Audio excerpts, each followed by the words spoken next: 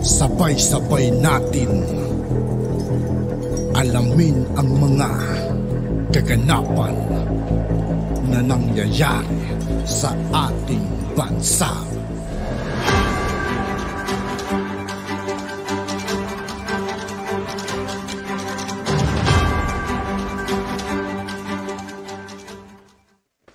Yo, what's up mga kaibigan? This is I2K po again. Ngayon nandito naman ulit tayo sa channel ni Pinas News Insider. Dito naman ulit tayo magbibigay ng komento at reaksyon. Kaya sabahan nyo, guys, let's go!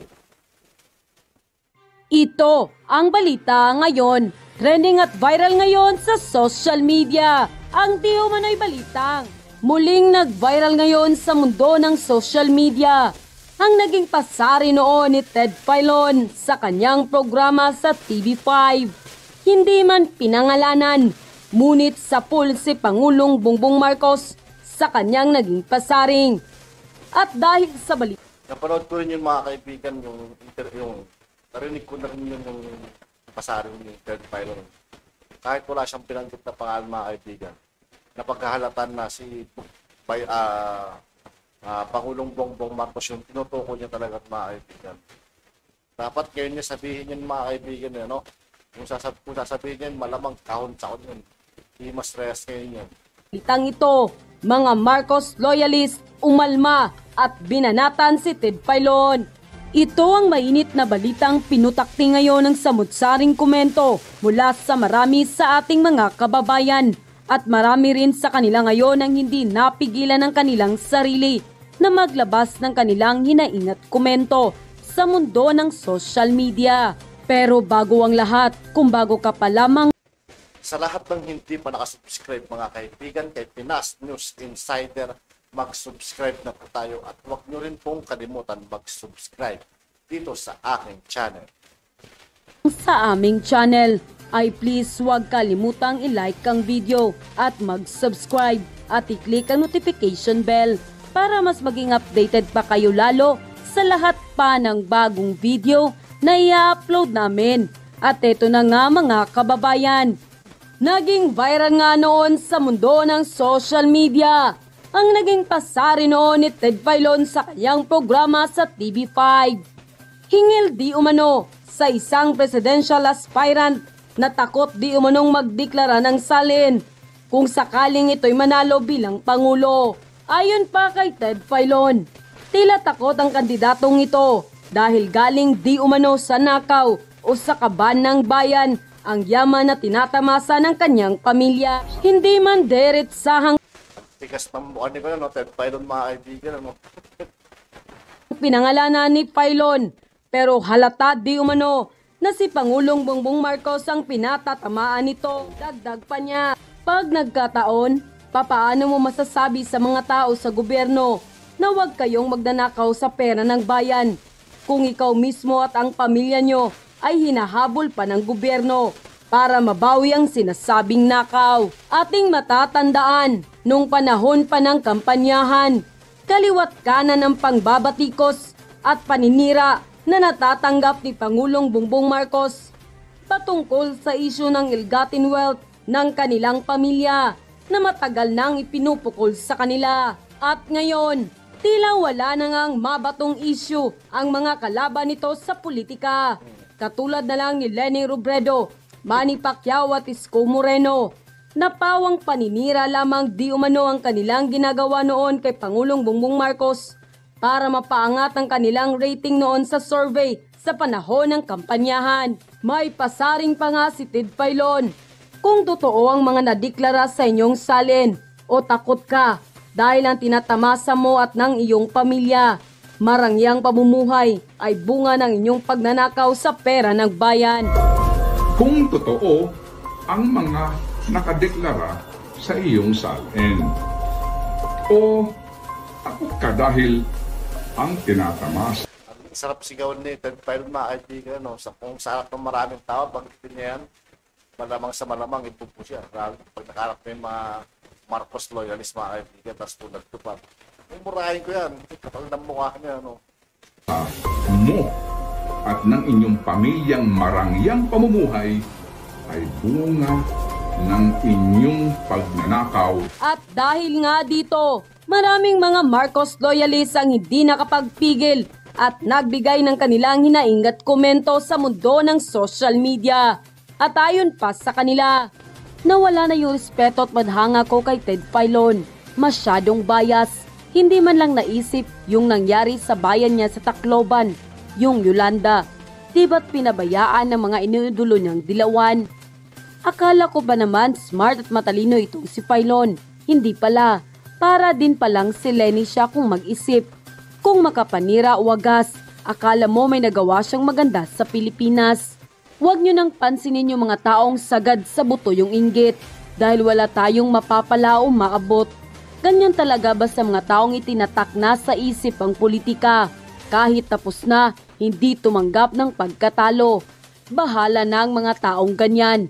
Mamamatay sila sa inggit. Mga bitter nga iyan.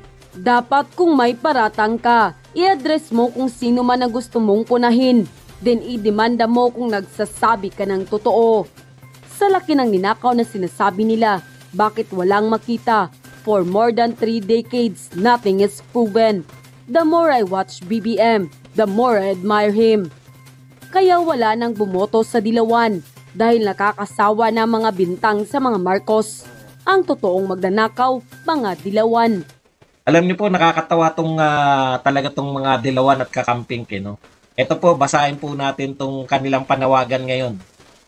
Matatawa talaga kayo. Ako, sukan-sukan na eh. Alam niyo naman, ting malalapit po yung August 21. Gaano po ka-importante itong August 21? Ito po ay pinagdiriwang po natin isa sa tatlong pinakadakilang tao ng Pilipinas. Bakit ko po nasabi? Talaga ba, Badong? Yan bang pinagdiriwang natin sa August 21? Talagang dakilang tao yan? Opo. Ano po patunay na pinakadakila to? Ito po ay tatlo. Hindi ko nga alam kung siya pa pinakadakilang tao sa Pilipinas eh. Alam niyo po kasi, paano ko po nasabi na dinadakila yan dito sa Pilipinas? Imagine po ninyo, no? Tatlo lang po ang sineselebrate natin na day para sa isang bayani, no? Rizal Day, December 30. Bonifacio Day, November 30. At ito po, Ninoy Aquino Day. Wala na pong iba. Wala pong presidente ng Pilipinas na kasama na kahilera ng tatlo na yun. Sila po ang katangi-tangi na sineselebrate natin yung holiday sa buong Pilipinas. Ganun po kadakila etong tao na to. Nagngangalang Ninoy Aquino. Alam Gets ko agad mo. niyo sa totoo lang, no? Nakakadiri man po. Pero naoberan, no? Yung mga sip-sip na politiko na naglagay dyan na ginawang batas yan, yung Ninoy Aquino Day. Hindi ba kayo kinikilabutan? Wala pong presidenteng matino ang umabot sa pamantayan nila. Presidente, mga dakilang tao, ha? Wala pong matinong presidente na umabot sa pamantayan ni Ninoy sa kadakilaan. Si Rizal po at si Bonifacio, sa totoo lang po, wala po tayong duda lahat. Pero 99%, siguro 1% lang po ang hindi nagdududa kay Ninoy. Kung talaga bang bayani, tanungin nga natin yung mga Yung mga mangmang na mga kaibigan na naniniwala sa atin na ngayon. celebrate na yan, kung paano naging bayani yan. 99% kino-question yung bakit kami holiday. Talagang magagalit tong mga fans ni Leni Robredo kasi hindi pinayagan ng Malacanang. Ito po, galit na galit. Malacanang Palace denied the City of Naga's request to make the Jesse Robredo Day a special non-working holiday despite it being approved in previous years. Paano hindi magagalit yung mga fans ni Leni Robredo? Sa Naga lang ayaw ayaw na non-working holiday. Alam niyo po, special working holiday yung Jesse Robredo sa Naga City. Sa Naga lang yun, ha? Ayaw pong i-declare na non-working. Magagalit talaga yung mga pucha, mas dakila pa yung asawa ko kaysa, di ba? Yung mga fans ni Lenny, galit na galit ngayon. Bakit daw diniklara? Hindi raw diniklara. Alam niyo po, tapusin muna natin yan. Sa mga nakalutang, nakanganga na mga fans ni Leni Robredo, ipapaalam ko lang po sa inyo, no? Yung sineselebrate lang po, talagang dapat mga bayani lang. Kayo ba masasabi nyo, bayani ba yan si, ano? Kami po, nagse-celebrate kami sa Bulacan. Kailan pa naging bayani naman yun mga kaibigan ni Lenny Robredo? Naging bayani ba yun? Ano ba nagawa niya sa Pilipinas? Wala. No? Meron po kami Marcelo del Pilar Day. Meron kaming Blas Ople Day. Meron kaming, wala nga kaming Gregorio del Pilar Day. Imagine niyo. Hindi namin, ganun po, ang Bulacan, alam ko wala, hindi sineselebrate ng Bulacan yung Gregorio, pero yung Marcelo del Pilar sineselebrate namin. Sa Bulacan na holiday, walang pasok. Imaginin po ninyo si Gregorio del Pilar, no? Bayani ng tirad pass, walang kumu-question sa pagiging bayani. Pucha, sila pula po kauna-unahang bayaning Pilipino. Hindi natin sineselebrate sa buong Pilipinas. Pero si Ninoy, Rizal, Bonifacio, Ninoy Aquino.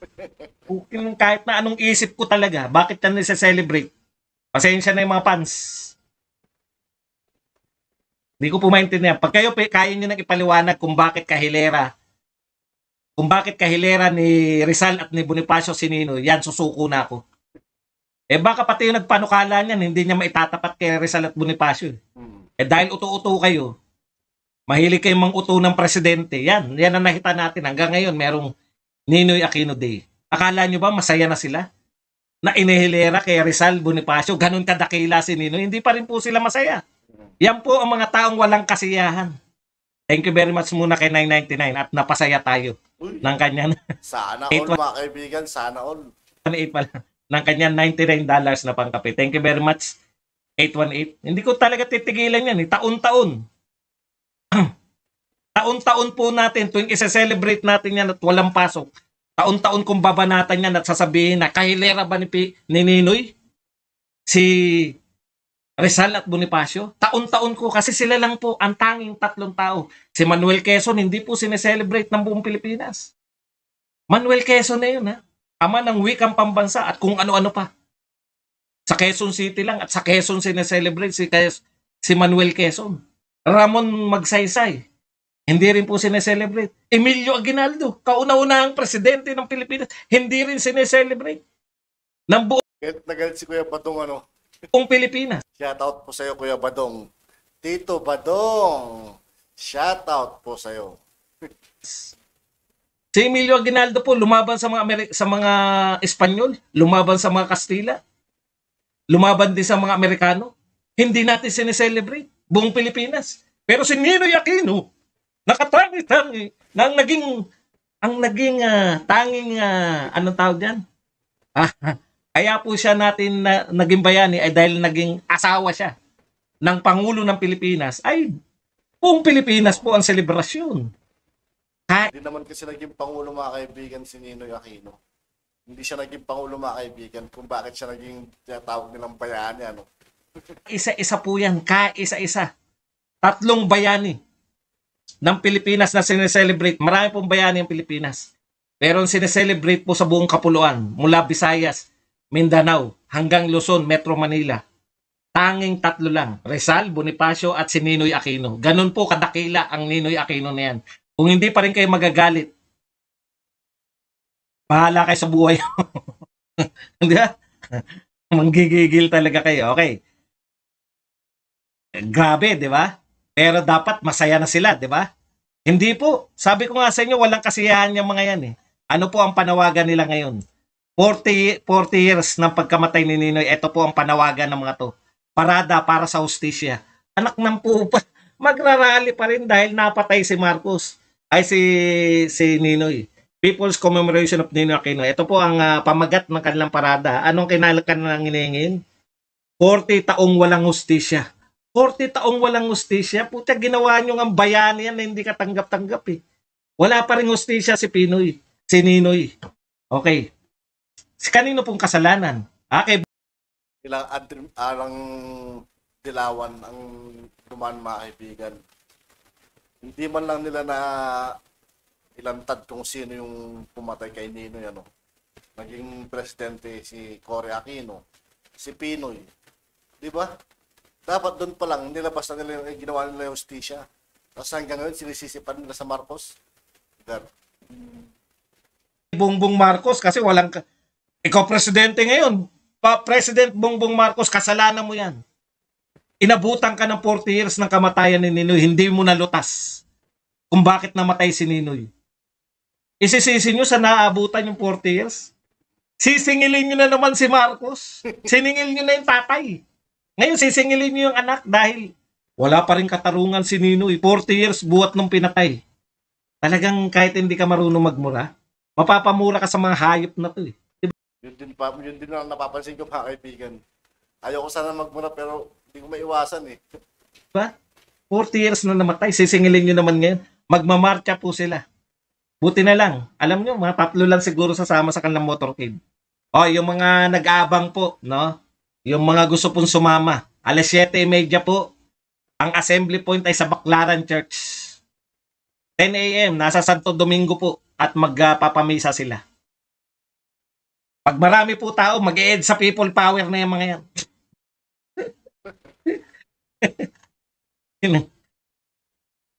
Paalala ko lang sa mga Aquino, no? Sa mga fans po ni Ninoy.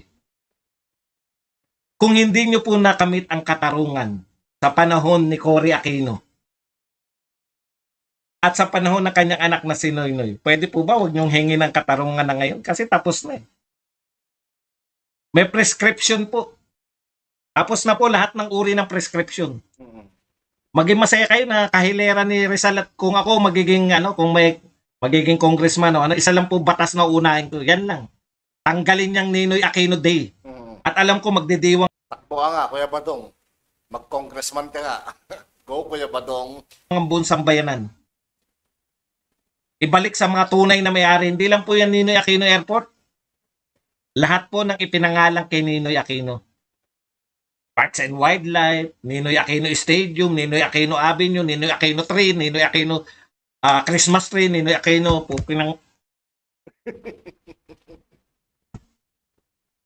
Pati Christmas tree, mga kaibigan, nadadamay. Okay.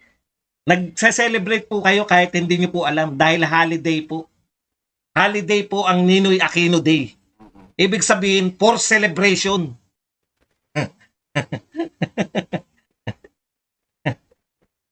Pinupuwersa po tayo ng mga dilawan na i-celebrate yan taon-taon. Okay. At yun na nga mga kababayan. At yun nga po mga kaibigan, dito po nagtatapos ang ating reaction video. Muli, ako po si I2K ng Sundalo ng Tunggalo at 811. Maraming salamat sa patuloy na pagsuporta. Yeah, peace out.